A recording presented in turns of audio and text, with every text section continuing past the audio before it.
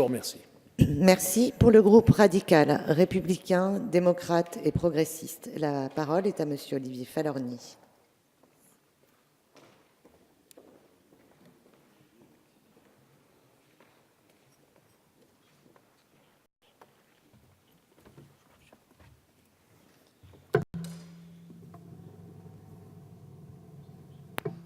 Madame la Présidente, Monsieur le Ministre, Messieurs les rapporteurs, mes chers collègues, notre débat porte aujourd'hui sur la mission Sécurité et le compte d'affectation spéciale Contrôle de la circulation et du stationnement routier, dont le budget est de 19,6 milliards d'euros en autorisation d'engagement, soit une augmentation de 838 millions d'euros par rapport à 2016 et de 19,9 milliards d'euros en crédit de paiement, soit une hausse de 757 millions d'euros par rapport à 2016, modérant ainsi les importantes réductions faites sous le quinquennat précédent. Cette augmentation est d'autant plus satisfaisante en raison du contexte budgétaire contraint de notre pays, et elle prouve que la sécurité des citoyens et la lutte contre la délinquance restent des axes de politique majeurs de la politique menée par ce gouvernement, à plus forte raison dans le cadre de l'état d'urgence. Je tiens d'ailleurs à cette occasion à saluer les actions que vous avez menées, Monsieur le Ministre, votre attachement sans faille à la lutte contre le terrorisme et les attentats meurtriers subis par notre pays, cette action ayant nécessité des moyens humains et financiers considérables. Mais avant d'entrer dans le détail de l'action de nos forces de l'ordre, que je veux ici à mon tour saluer, je veux également adresser mes plus vifs remerciements et saluer également l'engagement de forces de sécurité tout aussi courageuses, engagées, dévouées, que sont les personnels en charge de la sécurité civile.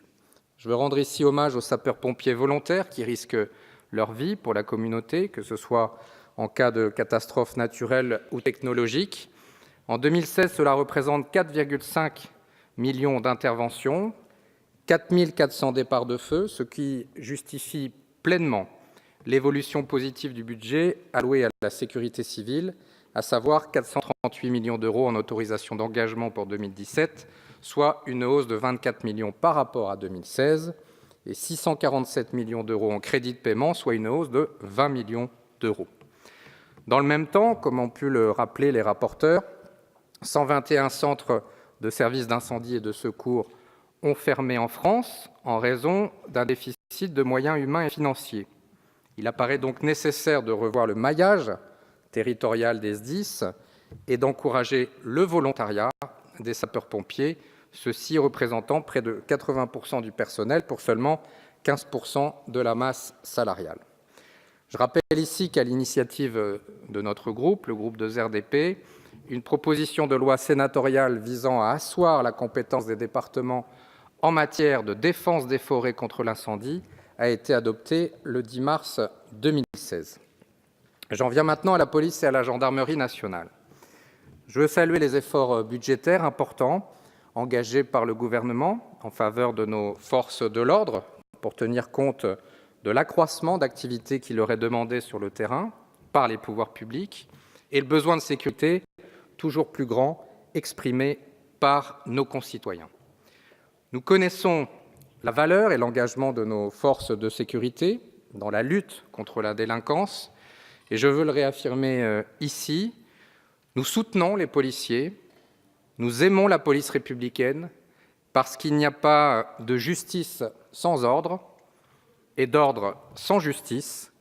Et je le dis ici, en tant qu'homme de gauche, considérant que la police n'est manipulée par personne, et encore moins par l'extrême droite, et le dire, c'est jeter la police dans les bras du Front national.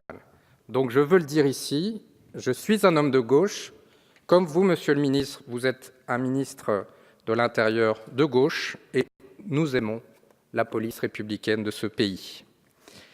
Pour conclure, je veux vous dire avec satisfaction le fait que l'augmentation du nombre de personnel entre 2012 et 2015 ne cesse de se vérifier, cette augmentation portant la création nette de 9 000 emplois et quelques 7,6 milliards d'euros de dépenses de personnel du titre 2, alors que les gouvernements, malheureusement, des précédentes législatures visaient plutôt une baisse des effectifs.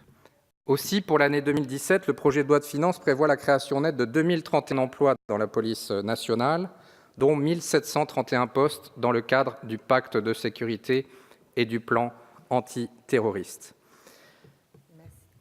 Enfin, Madame la Présidente, une véritable garde nationale a été créée afin de soutenir les forces de l'ordre dans leurs interventions. Je veux le saluer, 38 700 réservistes de la police et de la gendarmerie vont être mobilisés en 2017.